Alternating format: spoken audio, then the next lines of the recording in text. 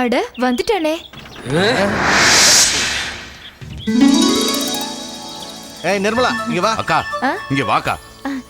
டேய் உனக்கு 100 ஆயிடுச்சுடா. நான் இப்பதான் உங்ககிட்ட சொல்லிட்டு இருந்தேன். என் தம்பி வந்தா எல்லா பிரச்சனையும் எல்லாம் தீர்க்க தான் வந்தேன். இந்த வீட குடுக்கறதுக்கு முன்னாடி என்கிட்ட ஒரு வார்த்தை எனக்கு கேளுங்க. தெரியும்டா. உன்னை எதுக்கு தேவையில்லாம கஷ்டப்படுத்தணும் தான் இவங்க கிட்ட பேசி ஏன் உன் மேல அத பத்தி நான் சொல்லல. அதெல்லாம் எனக்கு தெரியும். இங்க பாருங்க டீச்சர், நான் சொன்னேன்ல இந்த ஊர்ல யாருக்கு என்ன உதவி வேணாலும் என் தம்பி தான் பண்ணுவானே. இவன் எனக்கு தம்பியா இருந்தாலும் ஊர்ல இருக்கிறவங்களுக்கு எல்லாம் தம்பி என்ன? ஐயே, இவர்தான் நீங்க சொன்ன பிரம்மச்சாரியா? பார்த்தா அப்படி தெரியுது. பார்த்த உடனே தெரியறதுக்கு நெத்தில பிரம்மச்சாரின்னு எழுதியா ஒட்டிக்க முடியும். அக்கா எதுக்காக இவங்களுக்கு? புரியுதுடா, எல்லாம் புரியுது. ஒரு வார்த்தை முன்னாடியே சொல்லியிருந்தா இவங்க கிட்ட தேவையில்லாம பிரச்சனை வேணாம் தானே நீ சொல்ல வர? அவ ரூட்ட மாத்துறா. என்ன ஆஞ்சநேயா. என்ன கேக்குறேன்? அடியே உனக்கு எதுக்குடி இந்த வேலையெல்லாம்? நீ என்ன வீட்டுக்கு என்ன யாரோ பேசிட்டு இருக்க? அடிச்சு இடுப்பெல்லாம் உடைச்சிருவாங்க. போடுறல. சுமாரு மச்சான். என்னாச்சு? பேசுறா அவ.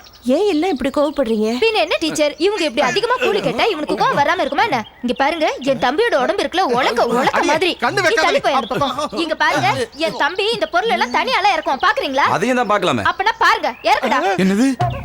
மச்சான். ஏடி வேண்டாம், என்கிட்ட நீ எதுவும் சொல்ல வேண்டாம். ஒருவேளை இவங்க உங்க யூனியன் ஆளுங்களா இருப்பாங்க. ஆனா இந்த விஷயத்துல ஒரு காம்ப்ரமைஸ் கூட இல்ல. இவங்க இந்த பொருள் எல்லாம் தனியா இறக்க முடிஞ்சா இறக்கிக்கோங்க என்கிட்ட சவால் விட்டுருக்காங்க. இதோ நானும் சவால் விடுறேன். இந்த பொருள் எல்லாம் இறக்கிறதுக்கு தள்ளுற அந்த பக்கம். இந்த ஊர்லயே வீரத்துக்கு பேர் போன எங்க குடும்பத்தை சேர்ந்த வீராதி வீர